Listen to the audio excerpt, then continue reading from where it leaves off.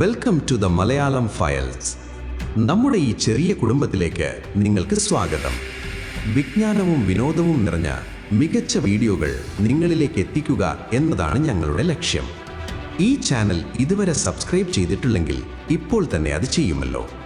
ഒപ്പം ഈ video share ചെയ്ത് സുഹൃത്തുക്കളിലേക്കും എത്തിക്കൂ.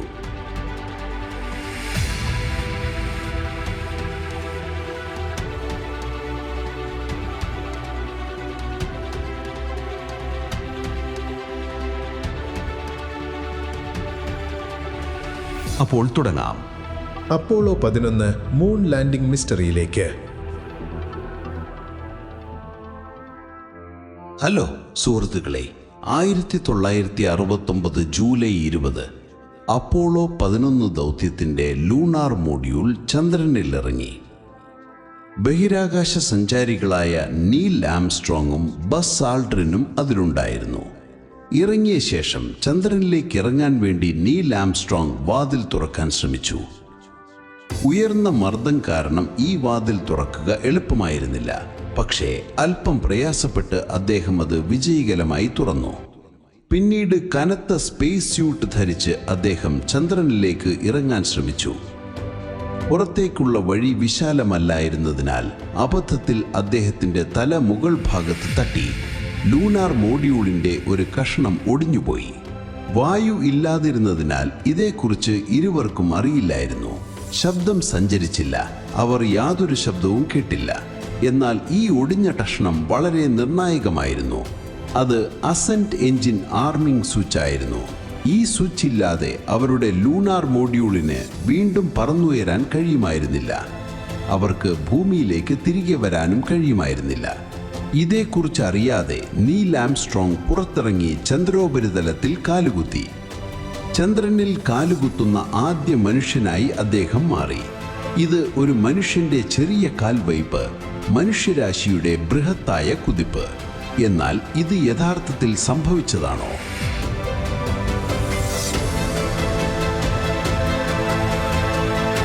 അൻപതിലധികം വർഷങ്ങൾക്ക് ശേഷം മനുഷ്യർ ചന്ദ്രനിൽ പോയിട്ടുണ്ടെന്ന് വിശ്വസിക്കാൻ പലരും വിസമ്മതിക്കുന്നു. മുഴുവൻ അപ്പോളോ 11 ദൗത്യവും അമേരിക്ക ചമച്ച ഒരു തട്ടിപ്പായിരുന്നുവെന്ന് അവകാശപ്പെടാൻ ആളുകൾ സ്വന്തം സിദ്ധാന്തങ്ങൾ മെനയുന്നു. അവർ ഭൂമിയിൽ ദൃശ്യങ്ങൾ ചിത്രീകരിച്ചുവെന്നും ലോകത്തോട് കള്ളം പറഞ്ഞുവെന്നും വായു ഇല്ലാതെ പതാക പാറിക്കളിക്കുന്നത് നിങ്ങൾ മറ്റെങ്ങനെ വിശദീകരിക്കും? ഇതിന്റെ പിന്നിലെ സത്യമെന്താണ്? വരൂ, ഇന്നത്തെ വീഡിയോയിൽ ഈ കഥ മനസ്സിലാക്കാൻ ശ്രമിക്കാം. 3, 2, 1, 0. എല്ലാ എഞ്ചിനുകളും പ്രവർത്തിക്കുന്നു. ഈ ദശകത്തിൽ ചന്ദ്രനിൽ പോകാനും മറ്റു കാര്യങ്ങൾ ചെയ്യാനും ഞങ്ങൾ തിരഞ്ഞെടുക്കുന്നു. അവ എളുപ്പമായതുകൊണ്ടല്ല, മറിച്ച് അവ പ്രയാസകരമായതുകൊണ്ടാണ്. ഇവിടെ ട്രാങ്ക്വിലിറ്റി ബേസ്, ഈഗിൾ ഇറങ്ങി. ഒരു മനുഷ്യന്റെ ചെറിയ കാൽവയ്പ്, മനുഷ്യരാശിയുടെ ബൃഹത്തായ കുതിപ്പ്. സുഹൃത്തുക്കളെ, അപ്പോളോ 11 ദൗത്യം ആസൂത്രണം ചെയ്യപ്പെട്ടതിന്റെ യഥാർത്ഥ കാരണം ഒരു യുദ്ധമായിരുന്നുവെന്നറിയുമ്പോൾ നിങ്ങൾ ആശ്ചര്യപ്പെടും. പ്രത്യേകിച്ച് പറഞ്ഞാൽ ശീതയുദ്ധം അമേരിക്കയും സോവിയറ്റ് യൂണിയനും തമ്മിൽ നടന്നു. ഇരു രാജ്യങ്ങളും ഒരു ബഹിരാകാശ മത്സരത്തിൽ ഏർപ്പെട്ടിരുന്നു. 1957 സോവിയറ്റ് യൂണിയൻ ആദ്യത്തെ കൃത്രിമ ഉപഗ്രഹം വിക്ഷേപിച്ച ആദ്യ രാജ്യമായി. അതിന് സ്പുട്നിക് എന്ന് പേരിട്ടു. ഭൂമിയുടെ ഭ്രമണപഥത്തിൽ എത്തിക്കപ്പെട്ട ആദ്യത്തെ മനുഷ്യനിർമ്മിത വസ്തുവായിരുന്നു അത്. സോവിയറ്റുകൾ മുന്നിലെത്തുന്നത് കണ്ട് അമേരിക്കൻ ഗവൺമെന്റ് ഞെട്ടിപ്പോയി. മാസങ്ങൾക്ക് ശേഷം 1958 അമേരിക്കയും അവരുടെ ഉപഗ്രഹം വിക്ഷേപിച്ചു. എന്നാൽ 3 വർഷങ്ങൾക്ക് ശേഷം 1961 അമേരിക്കയ്ക്ക് മറ്റൊരു ഞെട്ടലുണ്ടായി. സോവിയറ്റ് ബഹിരാകാശ സഞ്ചാരി യൂറി ഗഗാറിൻ ബഹിരാകാശത്തേക്ക് പോയ ആദ്യത്തെ വ്യക്തിയായിരുന്നു. സോവിയറ്റുകൾ അമേരിക്കയെ വീണ്ടും പരാജയപ്പെടുത്തി. ഒരാഴ്ച കഴിഞ്ഞ് അന്നത്തെ അമേരിക്കൻ പ്രസിഡന്റായിരുന്ന John F Kennedy 1961 April 20 vice പ്രസിഡന്റിന് ഒരു കത്തെഴുതി. സോവിയറ്റ് യൂണിയനെ എങ്ങനെ തോൽപ്പിക്കാമെന്ന് അദ്ദേഹം വൈസ് പ്രസിഡന്റിനോട് ചോദിച്ചു. ബഹിരാകാശത്ത് ഒരു ലാബോറട്ടറി സ്ഥാപിക്കുകയോ അല്ലെങ്കിൽ ചന്ദ്രന് ചുറ്റുമുള്ള ഒരു യാത്രയിലൂടെയോ? നിലവിലുള്ള പ്രോഗ്രാമുകളിൽ ഞങ്ങൾ ദിവസവും 24 മണിക്കൂറും പ്രവർത്തിക്കുന്നുണ്ടോ? ഇല്ലെങ്കിൽ എന്തുകൊണ്ട്? ഞങ്ങൾ പരമാവധി പരിശ്രമം നടത്തുന്നുണ്ടോ? നാടകീയമായ ഫലങ്ങൾ ഉണ്ടാക്കുകയും മത്സരത്തിൽ മുന്നിലെത്താൻ സഹായിക്കുകയും ചെയ്യുന്ന മറ്റൊരു ബഹിരാകാശ പദ്ധതി വേഗത്തിൽ നേടിയെടുക്കാൻ കഴിയുമോ എന്ന് ചോദിച്ചുകൊണ്ട് കുറച്ച് ദിവസങ്ങൾക്ക് ശേഷം അദ്ദേഹത്തിന് ഉത്തരം കിട്ടി. കാരണം അടുത്ത വലിയ ചുവടുവയ്പ് മനുഷ്യരെ ചന്ദ്രനിലേക്ക് അയക്കുക എന്നതായിരിക്കുമെന്ന് അദ്ദേഹം പെട്ടെന്ന് തിരിച്ചറിഞ്ഞു. 1961 മെയ് 25 തന്നെ പ്രസിദ്ധമായ പ്രസംഗത്തിൽ ദശകം അവസാനിക്കുന്നതിന് മുൻപ് മനുഷ്യരെ ചന്ദ്രനിലേക്ക് അയക്കുമെന്ന് അദ്ദേഹം ലോകത്തിന് വാഗ്ദാനം ചെയ്തു. അതുമാത്രമല്ല, ആ മനുഷ്യരെ സുരക്ഷിതമായി ഭൂമിയിൽ തിരികെ എത്തിക്കുമെന്നും അദ്ദേഹം വാഗ്ദാനം ചെയ്തു. ഈ ദശകം അവസാനിക്കുന്നതിന് മുൻപ് ഒരു മനുഷ്യനെ ചന്ദ്രനിൽ ഇറക്കും, അവനെ സുരക്ഷിതനായി ഭൂമിയിൽ തിരികെ എത്തിക്കും. പലർക്കും ഇത് വിശ്വസിക്കാനാവാത്ത ഒരു പ്രഖ്യാപനമായിരുന്നു. സുഹൃത്തുക്കളെ, 1961 കുറിച്ചൊന്ന് സങ്കല്പിക്കുക. സ്മാർട്ട് ഫോണുകളില്ലായിരുന്നു, ഇന്റർനെറ്റ് ഇല്ലായിരുന്നു, GPS ടെക്നോളജി പോലും ഇല്ലായിരുന്നു. കമ്പ്യൂട്ടറുകൾ വളരെ മന്ദരഗതിയിലുള്ളതും പഴയതുമായിരുന്നു. അത്തരം സമയങ്ങളിൽ അദ്ദേഹം മനുഷ്യരെ ചന്ദ്രനിലേക്ക് അയക്കുമെന്ന് വാഗ്ദാനം ചെയ്യുകയായിരുന്നു. ഇതിനായി അടുത്ത 5 വർഷത്തിനുള്ളിൽ ബഹിരാകാശ പദ്ധതിക്ക് അധിക ഫണ്ടിംഗായി $7 മുതൽ $9 ബില്യൺ വരെ അദ്ദേഹം നൽകി. മുഴുവൻ ബഹിരാകാശ ഏജൻസിയും ഈ ഒരു ലക്ഷ്യം നിറവേറ്റുന്നതിൽ വ്യാപൃതമായി. കുറച്ചു മാസങ്ങൾ കഴിഞ്ഞ് പരീക്ഷണങ്ങൾ ആരംഭിച്ചു. ആദ്യം ഭൂമി വിടാൻ ഉപയോഗിക്കേണ്ട റോക്കറ്റുകൾ പരീക്ഷിച്ചു. പിന്നീട് കമാൻഡ് മൊഡ്യൂളിന്റെ ഹീറ്റ് ഷീൽഡുകൾ പരീക്ഷിച്ചു, അവയ്ക്ക് എത്രത്തോളം ചൂടിനെ പ്രതിരോധിക്കാൻ കഴിയുമെന്ന്. പിന്നീട് സർവീസ് മൊഡ്യൂളിന്റെ പ്രൊപ്പൽഷൻ സിസ്റ്റം. 1963 മുതൽ 1967 വരെ നിരവധി മനുഷ്യരില്ലാത്ത പരീക്ഷണങ്ങൾ നടത്തി. പരീക്ഷണങ്ങളിൽ റോക്കറ്റുകൾ മനുഷ്യരൊന്നും വഹിച്ചിരുന്നില്ല. 1967 ഫെബ്രുവരിയിൽ ആദ്യ മനുഷ്യസഹിത പരീക്ഷണങ്ങൾ ആസൂത്രണം ചെയ്തു. ബഹിരാകാശ സഞ്ചാരികൾ റോക്കറ്റിൽ ബഹിരാകാശത്തേക്ക് പോകുന്ന ഒരു പരീക്ഷണം. ഇതായിരുന്നു അപ്പോളോ 1 ദൗത്യം.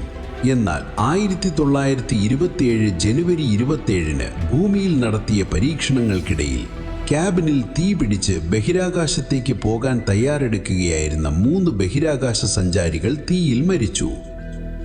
ഈ വേദനാജനകമായ സംഭവത്തിന് ശേഷം നാസ ധൈര്യം കൈവിട്ടില്ല. പകരം കൂടുതൽ പരീക്ഷണങ്ങൾ തുടർന്നു. അപ്പോളോ 4, അപ്പോളോ 5, അപ്പോളോ 6 ഇവയെല്ലാം കൂടുതൽ പരീക്ഷണങ്ങൾക്കായുള്ള മനുഷ്യരില്ലാത്ത ദൗത്യങ്ങളായിരുന്നു. 1968 ഒക്ടോബറിൽ അപ്പോളോ 7 ദൗത്യം വിക്ഷേപിച്ചു.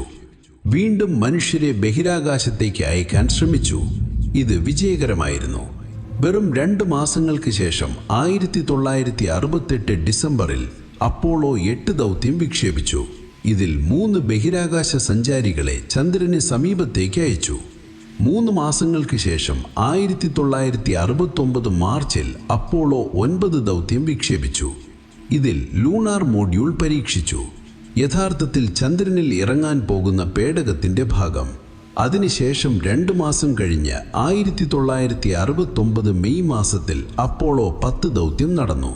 ഈ ദൗത്യത്തിൽ 3 ബഹിരാകാശ സഞ്ചാരികൾക്ക് യഥാർത്ഥത്തിൽ ചന്ദ്രനിൽ ഇറങ്ങുക എന്നതൊഴിച്ച് അപ്പോളോ 11 ദൗത്യത്തിൽ ചെയ്യേണ്ടിയിരുന്ന മറ്റെല്ലാ കാര്യങ്ങളും പരീക്ഷണത്തിനായി ചെയ്യേണ്ടി വന്നു. നാസ ഒന്നിനു പുറകെ ഒന്നായി ദൗത്യങ്ങൾ വിക്ഷേപിച്ച വേഗത നോക്കൂ. 2 മുതൽ 3 മാസത്തെ ഇടവേളയിൽ അടുത്ത കാര്യം പരീക്ഷിക്കാൻ ഒരു പുതിയ ദൗത്യം. റോക്കറ്റുകൾ, പേടകം പരീക്ഷിക്കൽ, ചന്ദ്രനിലേക്ക് പോകൽ. ഈ പരീക്ഷണങ്ങൾക്കെല്ലാം ശേഷം അവസാനം 1969 ജൂലൈ 16 അപ്പോളോ 11 ദൗത്യം വിക്ഷേപിച്ചു. 3, 2, 1, 0 എല്ലാ എഞ്ചിനുകളും പ്രവർത്തിക്കുന്നു. Lift off. ഞങ്ങൾക്ക് ലിഫ്റ്റ് ഓഫ് ഉണ്ട്. മണിക്കൂർ കഴിഞ്ഞ് 32 മിനിറ്റ്. അപ്പോളോ 11ന്റെ ലിഫ്റ്റ് ഓഫ്. 3 ബഹിരാകാശ സഞ്ചാരികൾ ഈ ദൗത്യത്തിന്റെ ഭാഗമായിരുന്നു. 38 വയസ്സുള്ള കമാൻഡർ നീൽ ആംസ്ട്രോങ്. അദ്ദേഹം ഈ ദൗത്യത്തെ നയിച്ചു. കമാൻഡ് മൊഡ്യൂളിന്റെ പൈലറ്റ് മൈക്കൽ കോളിൻസ്. ലൂണാർ മൊഡ്യൂളിന്റെ പൈലറ്റ് എഡ്വിൻ ബസ് ആൽഡ്രിൻ. ഈ 3 പേരുടെ പേരുകളും ചരിത്ര താളുകളിൽ രേഖപ്പെടുത്തിയിട്ടുണ്ട്. നീൽ ആംസ്ട്രോങ്ങും ബസ് ആൽഡ്രിനും പ്രശസ്തരായ പേരുകളായി മാറി. ഇന്ന് എല്ലാവർക്കും അവരെ അറിയാം. എന്നാൽ മൈക്കൽ കോളിൻസ് അത്ര പ്രശസ്തനല്ല. ഇതിന്റെ കാരണം വളരെ രസകരമാണ്. ഈ വീഡിയോയിൽ പിന്നീട് ഞാൻ നിങ്ങളോട് പറയാം.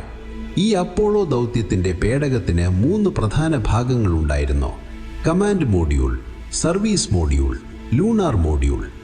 ആദ്യത്തെ 2 എണ്ണം കൂട്ടായി CSM എന്നറിയപ്പെടുന്നു, command and service module. Lunar module വേർപെടുത്തി ചന്ദ്രനിൽ ഇറക്കുക എന്നതായിരുന്നു അവരുടെ ലക്ഷ്യം. തിരികെ വരാൻ ലൂണാർ മോഡ്യൂൾ വീണ്ടും വിക്ഷേപിച്ച് CSMുമായി ഘടിപ്പിക്കേണ്ടതുണ്ട്. അങ്ങനെ ബഹിരാകാശ സഞ്ചാരികൾക്ക് ഭൂമിയിലേക്ക് തിരികെ വരാൻ കഴിയും.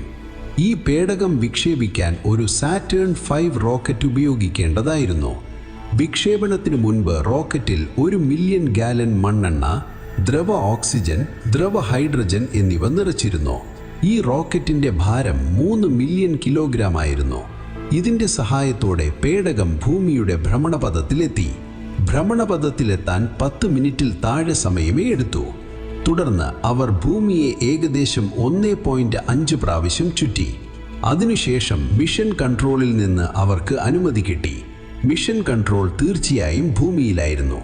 ട്രാൻസ് ലൂണാർ ഇഞ്ചക്ഷൻ ആരംഭിക്കാൻ അവർ അവരുടെ അനുമതി വിശദീകരിച്ചു. അതായത് പേടകത്തെ ഭൂമിയുടെ ഭ്രമണപഥത്തിൽ നിന്ന് പുറത്തെടുത്ത് ചന്ദ്രന്റെ ഭ്രമണപഥത്തിലേക്ക് നീക്കുക.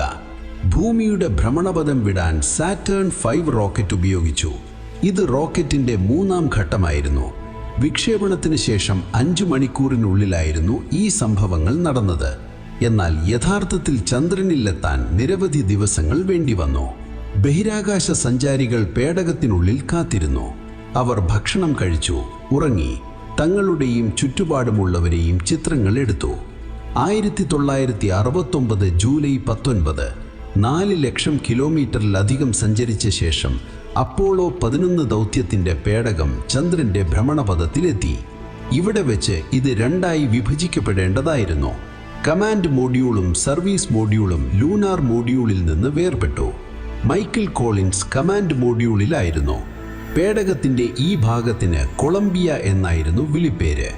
ലൂണാർ മോഡ്യൂളിന് ഈഗിൾ എന്നായിരുന്നു വിളിപ്പേര്. നീൽ ആംസ്ട്രോങ്ങും ബസ് ആൽഡ്രിനും അതിലുണ്ടായിരുന്നു. കാര്യമെന്തെന്നാൽ കമാൻഡ് ആൻഡ് സർവീസ് മോഡ്യൂളിന് ചന്ദ്രന്റെ ഭ്രമണപഥത്തിൽ തുടരണമെന്ന ചുമതലയായിരുന്നു. ലൂണാർ മോഡ്യൂൾ മാത്രമേ ചന്ദ്രനിൽ ഇറങ്ങാൻ പോകുന്നുള്ളൂ. അതിൻ്റെ അർത്ഥം ആംസ്ട്രോങ്ങിനും ആൽഡ്രിനും മാത്രമേ ചന്ദ്രനിൽ കാലുകുത്താനുള്ള അവസരമുണ്ടായിരുന്നുള്ളൂ, മൈക്കിൾ കോളിൻസിന് അല്ല.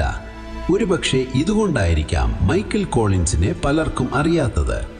അദ്ദേഹം അപ്പോളോ ദൗത്യത്തിന്റെ ഭാഗമായിരുന്നെങ്കിലും അദ്ദേഹം ചന്ദ്രനിൽ കാലുകുത്തിയില്ല. എന്നിരുന്നാലും ഈ ദൗത്യത്തിൽ മൈക്കിൾ കോളിൻസിന്റെ പങ്ക് ഒരുപക്ഷെ ഏറ്റവും പ്രധാനപ്പെട്ടതായിരുന്നു. കാരണം ലൂണാർ മോഡ്യൂൾ CSMുമായി വീണ്ടും ഘടിപ്പിക്കേണ്ടതായിരുന്നു. മൈക്കിൾ കോളിൻസ് ഇല്ലായിരുന്നുവെങ്കിൽ ആംസ്ട്രോങ്ങിനും ആൽഡ്രിനും സുരക്ഷിതമായി തിരികെ വരാൻ കഴിയുമായിരുന്നില്ല. രാത്രി 8 മണിക്ക് ലൂണാർ മോഡ്യൂൾ ചന്ദ്രനിൽ ഇറങ്ങാൻ പോവുകയായിരുന്നു. കൃത്യം 8:10 അലാരങ്ങൾ മുഴങ്ങി. 1201, 1202 അലാരങ്ങൾ. 1201, 1202, ശരി, 1201 അലാരം. ആംസ്ട്രോങ്ങിനോ ആൽഡ്രിനോ ഈ അലാരത്തിന്റെ അർത്ഥം അറിയില്ലായിരുന്നു. അടുത്തതായി എന്ത് ചെയ്യണമെന്ന് അവർ മിഷൻ കൺട്രോളിനോട് ചോദിച്ചു. മിഷൻ കൺട്രോൾ അത് അവഗണിച്ച് മുന്നോട്ടു പോകാൻ അവരോട് പറയുന്നു. ഞങ്ങൾ ഗോ ആണ്, അതേ തരം, ഞങ്ങൾ ഗോ ആണ്. പിന്നീട് 1202 ഒരു മുന്നറിയിപ്പാണെന്ന് അവർ മനസ്സിലാക്കി. അപ്പോളോയുടെ ഗൈഡൻസ് കമ്പ്യൂട്ടറിന്റെ പ്രോസസ്സിംഗ് സിസ്റ്റം ഓവർലോഡായിരുന്നു. എന്നാൽ ഭാഗ്യവശാൽ ദൗത്യത്തിന് നിർണായകമായ അവശ്യ പ്രോഗ്രാമുകൾ ഓവർലോഡ് ആയിരുന്നിട്ടും തുടരുന്ന രീതിയിലാണ് കമ്പ്യൂട്ടർ രൂപകൽപ്പന ചെയ്തിരുന്നത്. ഓട്ടോമാറ്റിക് ലാൻഡിങ്ങിനുള്ള പ്രോഗ്രാം കമ്പ്യൂട്ടറിൽ ഇൻസ്റ്റാൾ ചെയ്തിരുന്നു.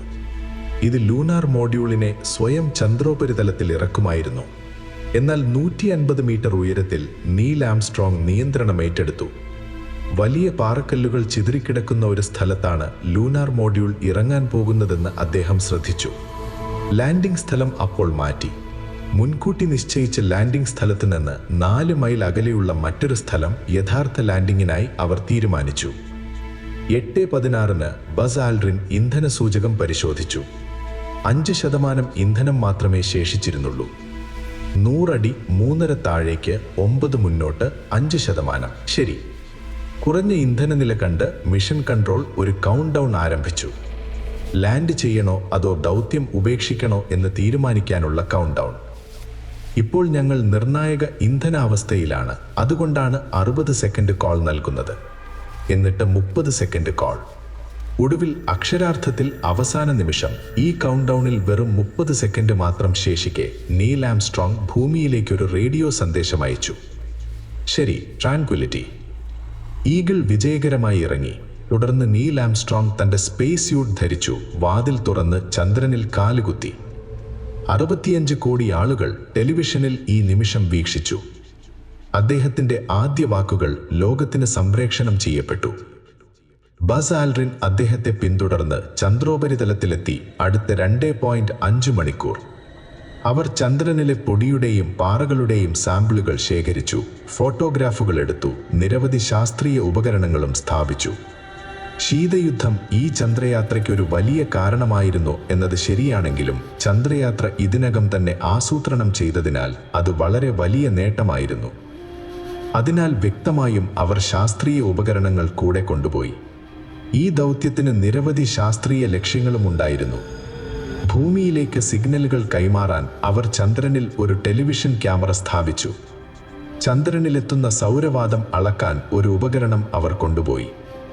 ഭൂമിയിലേക്ക് ലേസർ രശ്മികൾ അയക്കാൻ ഒരു ഉപകരണം അവർ സ്ഥാപിച്ചു. അങ്ങനെ ഭൂമിയും ചന്ദ്രനും തമ്മിലുള്ള കൃത്യമായ ദൂരം കണക്കാക്കാൻ ലേസർ രശ്മികൾ ഉപയോഗിക്കാം. അവർക്കൊരു നിഷ്ക്രിയ സിസ്മോമീറ്ററും ഉണ്ടായിരുന്നു, ചന്ദ്രനിലെ ഭൂകമ്പങ്ങൾ അളക്കാൻ. തീർച്ചയായും അവയെ മൂൺക്വേക്കുകൾ എന്ന് വിളിക്കുന്നു. അവർ ചന്ദ്രനിൽ നിന്ന് 23 കിലോഗ്രാം പാറയും പൊടിയും ശേഖരിച്ചു. അവരൊരു അമേരിക്കൻ പതാക അവിടെ നാട്ടി. ഇവിടെ ഭൂമി എന്ന ഗ്രഹത്തിൽ നിന്നുള്ള മനുഷ്യർ ആദ്യമായി ചന്ദ്രനിൽ കാലുകുത്തി. ജൂലൈ 1969 AD എന്ന ലിഖിതമുള്ള ഒരു ഫലകവും. ലൂണാർ മോഡ്യൂളിന് 21 മണിക്കൂർ ചന്ദ്രനിൽ കഴിയേണ്ടി വന്നു. ഇതിനുശേഷം അത് വീണ്ടും പറന്നുയർന്ന് CSMമായി ഘടിപ്പിക്കേണ്ടിയിരുന്നു. എന്നാൽ മുകളിലേക്ക് പോകാൻ അവർക്ക് പ്രൊപ്പൽഷൻ വേണ്ടിയിരുന്നു. അതിനായി അവർക്കൊരു എഞ്ചിൻ വേണ്ടിയിരുന്നു. പുറത്തിറങ്ങുമ്പോൾ എഞ്ചിൻ ഓണാക്കാനുള്ള സ്വിച്ച് ഒടിഞ്ഞു പോയ കാര്യം ആംസ്ട്രോങ്ങിനും ആൽഡ്രിനും അറിയില്ലായിരുന്നു. വീഡിയോയുടെ തുടക്കത്തിൽ ഞാൻ നിങ്ങളോടിത് പറഞ്ഞിരുന്നു. അവർ ലൂണാർ മോഡ്യൂളിലേക്ക് തിരിച്ചെത്തിയപ്പോൾ എന്താണ് സംഭവിച്ചതെന്ന് അവർ മനസ്സിലാക്കി. ഈ കേടുപാടിനെക്കുറിച്ച് അവർ മിഷൻ കൺട്രോളിനോട് അറിയിക്കുകയും സാഹചര്യം പരിഹരിക്കാനുള്ള ഒരു പോംവഴി തേടുകയും ചെയ്യുന്നു.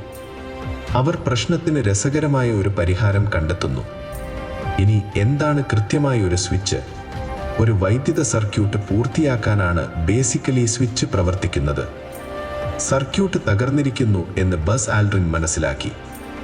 സർക്യൂട്ട് വീണ്ടും പൂർത്തിയാക്കാൻ ഉപയോഗിക്കാവുന്ന എന്തെങ്കിലും അവർ തിരഞ്ഞു. ചുറ്റും നോക്കിയപ്പോൾ അദ്ദേഹം തന്റെ ബോൾ പോയിന്റ് പേന ശ്രദ്ധിച്ചു.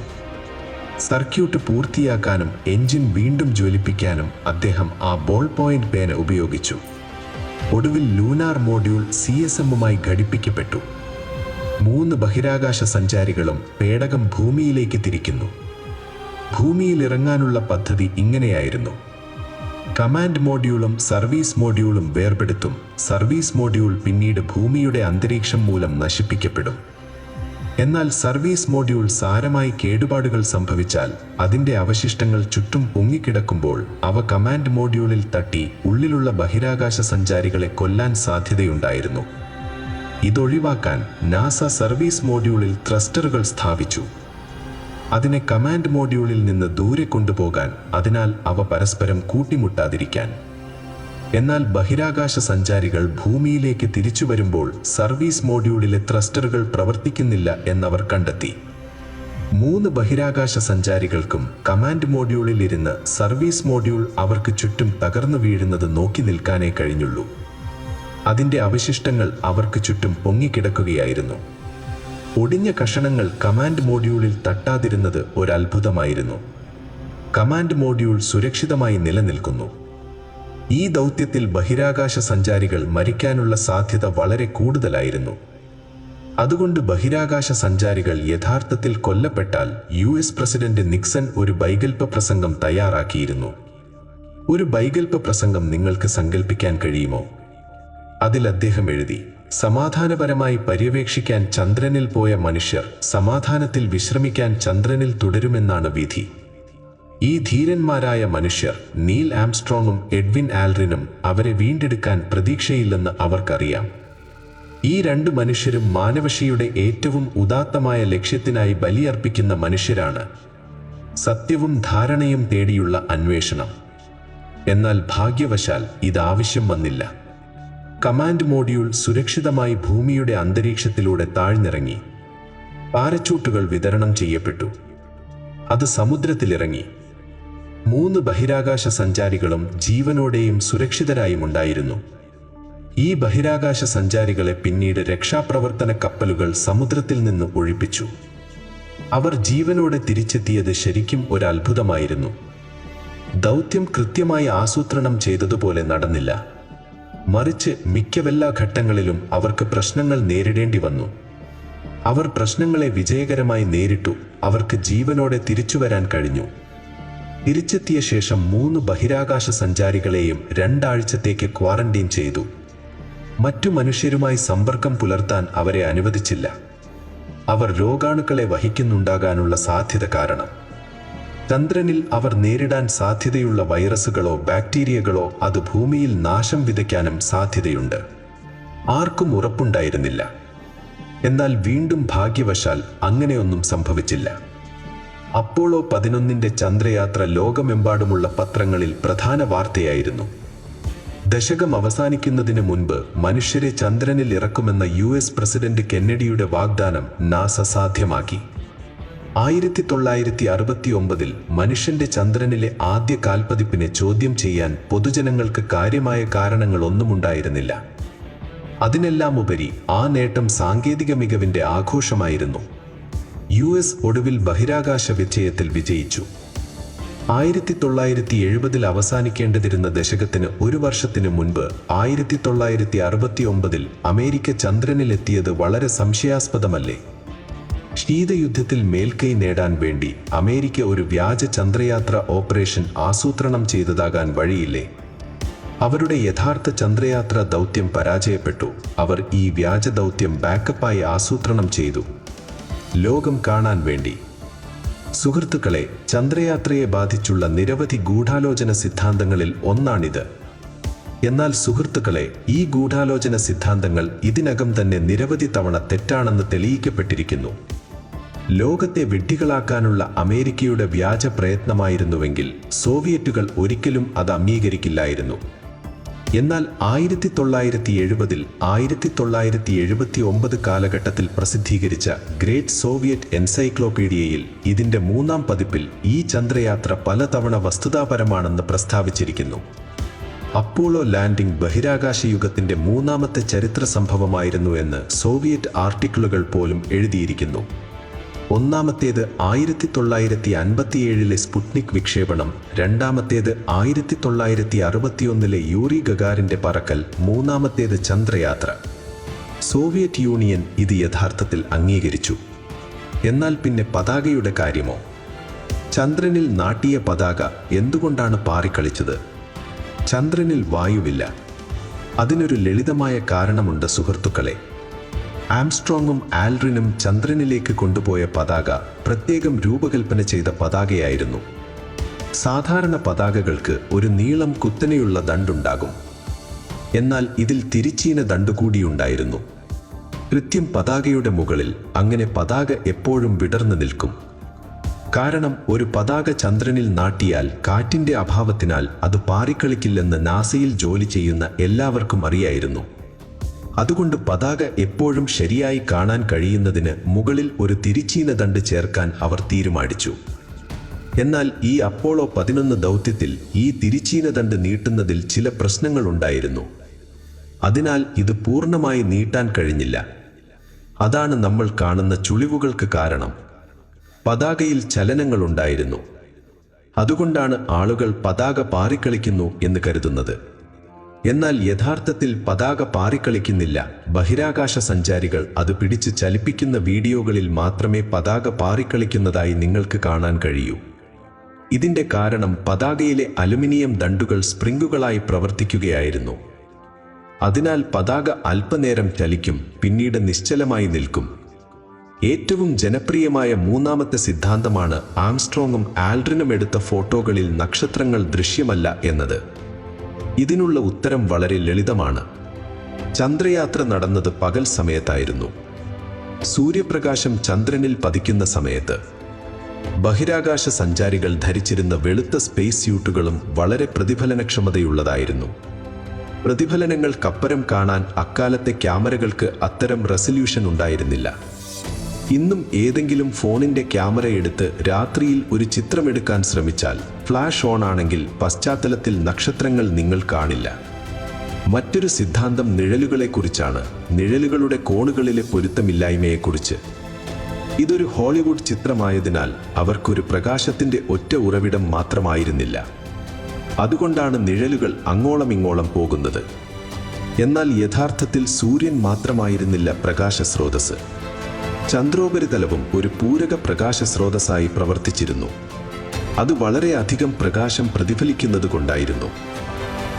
അതുകൊണ്ടാണ് പ്രകാശം എല്ലാ ദിശകളിലേക്കും ചിതറുകയും നിഴലുകൾ വിചിത്രമായി മാറുകയും ചെയ്തത്. നീൽ ആംസ്ട്രോങ് എടുത്ത ബസ് ആൽഡ്രിന്റെ ഫോട്ടോയെക്കുറിച്ച് മറ്റൊരു ചോദ്യം ഉയർന്നിട്ടുണ്ട്. അതിൽ ആംസ്ട്രോങ്ങിന്റെ പ്രതിഫലനം കാണാം, പക്ഷേ അദ്ദേഹത്തിന്റെ കയ്യിൽ ഒരു ക്യാമറ കാണാം. ഇതെങ്ങനെ സംഭവിച്ചു? കാരണം അദ്ദേഹം ക്യാമറ കയ്യിൽ പിടിച്ചിരുന്നില്ല. പകരം ക്യാമറ അദ്ദേഹത്തിന്റെ സ്യൂട്ടിൽ ഘടിപ്പിച്ചിരിക്കുകയായിരുന്നു. അവിടെ നിന്ന് അദ്ദേഹത്തിന് അത് നിയന്ത്രിക്കാനും കഴിയുമായിരുന്നു. എന്നാൽ പിന്നെ ലൂണാർ മൊഡ്യൂളിൽ നിന്നിറങ്ങുന്ന നീൽ ആംസ്ട്രോങ്ങിന്റെ ഫോട്ടോകൾ ആരാണ് എടുത്തത്? വീണ്ടും ലളിതമായ ഉത്തരം, ലൂണാർ മൊഡ്യൂളിൽ നിരവധി ക്യാമറകൾ സ്ഥാപിച്ചിരുന്നു. എന്നാൽ ഈ ബുദ്ധിശൂന്യമായ സിദ്ധാന്തങ്ങൾക്കപ്പുറത്തേക്ക് നീങ്ങി യഥാർത്ഥ വിമർശനത്തെക്കുറിച്ച് സംസാരിക്കുകയാണെങ്കിൽ, സുഹൃത്തുക്കളെ, എല്ലാവരും ചന്ദ്രയാത്രയെ പ്രശംസിക്കുകയായിരുന്നില്ല. നാസയുടെ പ്രവർത്തനത്തെ അഭിനന്ദിക്കുകയായിരുന്നില്ല. ചന്ദ്രയാത്രയ്ക്ക് ശേഷം നിരവധി ആളുകൾ നാസയെയും അമേരിക്കൻ ഗവൺമെന്റിനെയും ശക്തമായി വിമർശിച്ചു. ചന്ദ്രയാത്രയ്ക്ക് മുൻപ് തന്നെ ആളുകൾ അതിനെ വിമർശിക്കുന്നുണ്ടായിരുന്നു. 1962 ജനുവരിയിൽ ന്യൂയോർക്ക് ടൈംസ് ഒരു ലേഖനം പ്രസിദ്ധീകരിച്ചു. അതിൽ ചന്ദ്രനിൽ പോകാൻ ചിലവഴിക്കുന്ന പണം ഉപയോഗിച്ച് കുറഞ്ഞത് 120 ഹാർവാർഡ് വലിപ്പമുള്ള സർവകലാശാലകളെങ്കിലും നിർമ്മിക്കാമായിരുന്നു എന്ന് അവർ വെളിപ്പെടുത്തി. ചന്ദ്രനിൽ പോകാൻ ഇത്രയധികം പണം ചിലവഴിക്കണോ, അതോ എല്ലാ US സംസ്ഥാനത്തും ഒരു ഹാർവാർഡ് വലിപ്പമുള്ള സർവകലാശാല തുറക്കണോ എന്നവർ ചോദ്യം ചെയ്തു. ആ പണം ചിലവഴിക്കാൻ മെച്ചപ്പെട്ട മാർഗങ്ങളില്ലായിരുന്നോ? അടിസ്ഥാനപരമായ വിമർശനത്തിന്റെ പ്രധാന വിഷയം എന്തെന്നാൽ, രാജ്യത്ത് നിരവധി പ്രശ്നങ്ങൾ നിലനിൽക്കുന്നു. വിദ്യാഭ്യാസം, വരുമാന അസമത്വം. അക്കാലത്ത് അമേരിക്ക വിയറ്റ്നാം യുദ്ധത്തിന്റെ പ്രത്യാഘാതങ്ങളും നേരിടുകയായിരുന്നു. അപ്പോൾ പിന്നെ എന്തിനാണ് ഇതിനായി ഇത്രയധികം പണം പാഴാക്കുന്നത്? എന്നാൽ യാഥാർത്ഥ്യത്തിൽ ചന്ദ്രയാത്രയുടെ മറഞ്ഞിരിക്കുന്ന നിരവധി നേട്ടങ്ങളുണ്ടായിരുന്നു. അതിനെക്കുറിച്ച് ആരും ചിന്തിച്ചിട്ട് പോലുമില്ലായിരുന്നു. കമ്പ്യൂട്ടർ ചിപ്പുകളിലെ പുരോഗതി പോലുള്ളവ. 1962 മൈക്രോ ചിപ്പുകൾ കണ്ടുപിടിച്ചിട്ട് 3 വർഷം കഴിഞ്ഞിരുന്നു. 1960കളുടെ തുടക്കത്തിൽ അവരുടെ കമ്പ്യൂട്ടറുകളിൽ ഈ ചിപ്പുകൾ ഉപയോഗിക്കില്ലെന്ന് IBM തീരുമാനിച്ചിരുന്നു. ഇതിൽ പാക്കേജ് ചെയ്ത ഇൻ്റഗ്രേറ്റഡ് സർക്യൂട്ട് ഉണ്ട്. ഈ പാക്കേജിനുള്ളിൽ ഒരു സിലിക്കൺ ചിപ്പുണ്ട്. അത് നിരവധി ട്രാൻസിസ്റ്ററുകൾ, റെസിസ്റ്ററുകൾ, ഡയോഡുകൾ എന്നിവയുടെ വൈദ്യുത തുല്യത നൽകുന്നു. ആവശ്യമുള്ള പ്രവർത്തനം നൽകുന്നതിനായി അവയെല്ലാം പരസ്പരം ബന്ധിപ്പിച്ചിരിക്കുന്നു. എന്നാൽ നാസ ഇൻ്റഗ്രേറ്റഡ് സർക്യൂട്ടുകൾ വാങ്ങാൻ നിരവധി ഓർഡറുകൾ നൽകിയതിനാൽ IBM അതിൽ പ്രവർത്തിക്കാൻ തുടങ്ങി. കനത്ത ഡിമാൻഡ് കാരണം അടുത്ത 5 വർഷത്തിനുള്ളിൽ അതിൻ്റെ വില 90% കുറഞ്ഞു. അങ്ങനെ മനുഷ്യജീവന്റെ സുരക്ഷയ്ക്കായി നമുക്ക് കമ്പ്യൂട്ടറുകളെ ആശ്രയിക്കാൻ കഴിയുമോ എന്ന് നാസ പരീക്ഷിച്ചു. ഈ കമ്പ്യൂട്ടർ ചിപ്പുകളെ ആശ്രയിച്ച് ബഹിരാകാശ സഞ്ചാരികൾക്ക് ചന്ദ്രനിൽ പോയി തിരികെ വരാമെങ്കിൽ നമ്മുടെ ദൈനംദിന ജീവിതത്തിനായി ഈ കമ്പ്യൂട്ടർ ചിപ്പുകളെ ആശ്രയിക്കാൻ കഴിയുമെന്നത് വ്യക്തമാണ്. ഈ ചന്ദ്രയാത്രയ്ക്ക് ശേഷം സാങ്കേതികവിദ്യ ഗണ്യമായി വളർന്നു. എന്നിട്ടുകൂടി അപ്പോളോ 11 ദൗത്യത്തിന് വെറും 3 വർഷങ്ങൾക്ക് ശേഷം 1972 ഡിസംബറിൽ അവസാന ചന്ദ്രദൗത്യമായ അപ്പോളോ 17 നടന്നു. അതിനുശേഷം സുഹൃത്തുക്കളെ, ഏകദേശം 50 വർഷമായി. ഈ 50 വർഷത്തിനിടയിൽ മറ്റൊരു വ്യക്തിയും ചന്ദ്രനിൽ പോയിട്ടില്ല. ഒരുപക്ഷെ ഇത് അപ്പോളോ പ്രോഗ്രാം എത്രമാത്രം ചെലവേറിയതായിരുന്നുവെന്നതിൻ്റെ ഏറ്റവും വലിയ തെളിവാണ്. 4 ലക്ഷത്തിലധികം എഞ്ചിനീയർമാരും ശാസ്ത്രജ്ഞരും ടെക്നീഷ്യന്മാരും അതിൽ പ്രവർത്തിച്ചിരുന്നു. അന്നത്തെ ആകെ ചിലവ് $24 ബില്യൺ ആയിരുന്നു. ഇന്നത്തെ കണക്കിൽ ചിലവ് $100 ബില്യൺ കൂടുതലാണ്. തുടക്കത്തിൽ മാധ്യമപ്രവർത്തകർ മാത്രമായിരുന്നു ഇതിനെ വിമർശിച്ചത്. എന്നാൽ 1972ഓടെ സാധാരണക്കാരൻ്റെ നാസയോടും ചന്ദ്രനോടുമുള്ള ആകർഷണം അവസാനിച്ചു. വിയറ്റ്നാം യുദ്ധം തുടരുമ്പോൾ പൗരന്മാരുടെ പ്രശ്നങ്ങൾ വർദ്ധിച്ചുകൊണ്ടിരിക്കുകയായിരുന്നു. ആയിരക്കണക്കിന് പ്രതിഷേധക്കാരാൽ വിയറ്റ്നാം യുദ്ധത്തിനെതിരെ പ്രതിഷേധം നടത്താൻ ഇപ്പോൾ ദേശത്തിൻ്റെ തലസ്ഥാനത്തേക്ക് നിൽക്കുന്നു. അവർ ബഹിരാകാശ പദ്ധതിയെ പണം പാഴാക്കലായി കണ്ടു. അപ്പോളോ 20 വരെയുള്ള ദൗത്യങ്ങൾക്കായി നാസയ്ക്ക് പദ്ധതികൾ ഉണ്ടായിരുന്നെങ്കിലും രാഷ്ട്രീയക്കാർക്ക് പൗരന്മാരെ ശ്രദ്ധിക്കേണ്ടി വന്നു. ബഹിരാകാശ പദ്ധതികൾക്കായി ചിലവഴിക്കുന്ന പണം വെട്ടിച്ചുരുക്കേണ്ടി വന്നു. 2017 ഡിസംബറിൽ മുൻ പ്രസിഡന്റ് ഡൊണാൾഡ് ട്രംപ് പറഞ്ഞു, 2024 മനുഷ്യരെ വീണ്ടും ചന്ദ്രനിലേക്ക് അയക്കാൻ കഴിയേണ്ടതിന് ഫണ്ടിംഗ് വർദ്ധിപ്പിക്കുമെന്ന്. എന്നാൽ പിന്നെ അദ്ദേഹം തൻ്റെ പ്രസ്താവന മാറ്റുകയും നാസ ചന്ദ്രനേക്കാൾ ചൊവ്വയിൽ ശ്രദ്ധിക്കണമെന്ന് പറയുകയും ചെയ്തു. എന്നാൽ 50 വർഷത്തിന് ശേഷം ഇപ്പോൾ നാസ വീണ്ടും ആളുകളെ ചന്ദ്രനിൽ അയക്കാനുള്ള പദ്ധതികൾ തയ്യാറാക്കിയിട്ടുണ്ട്. അവരുടെ പുതിയ ആർടെമിസ് പ്രോഗ്രാം. മനുഷ്യരില്ലാത്ത റോക്കറ്റുകൾ ഉപയോഗിച്ച് അവർ പരീക്ഷണം ആരംഭിക്കും. എന്നാൽ 2025-26 ആകുമ്പോഴേക്കും അവർ ആദ്യ വനിതയെ ചന്ദ്രനിലേക്ക് അയക്കാൻ നാസ പ്ലാൻ ചെയ്യുന്നു. അതിനുശേഷം വർണ്ണത്തിലുള്ള ആദ്യ വ്യക്തിയെയും ചന്ദ്രനിൽ അയക്കാൻ അവർ പ്ലാൻ ചെയ്യുന്നു. ഒരു കാര്യം ഉറപ്പിച്ചു പറയാൻ കഴിയും, ഈ ദശകം അവസാനിക്കുന്നതിന് മുൻപ് മനുഷ്യർ വീണ്ടും ചന്ദ്രനിൽ ഇറങ്ങുന്നത് നമ്മൾ കാണും. ഈ വീഡിയോ നിങ്ങൾക്ക് ഇഷ്ടപ്പെട്ടെങ്കിൽ ഈ പ്ലേലിസ്റ്റിൽ ക്ലിക്ക് ചെയ്തുകൊണ്ട് കൂടുതൽ ബഹിരാകാശ സംബന്ധിയ വീഡിയോകൾ കാണാം. ഈ വീഡിയോകൾ അത്തരം നിരവധി രസകരമായ വിഷയങ്ങൾ ഉൾക്കൊള്ളുന്നു. അടുത്ത വീഡിയോയിൽ കാണാം. വളരെ നന്ദി.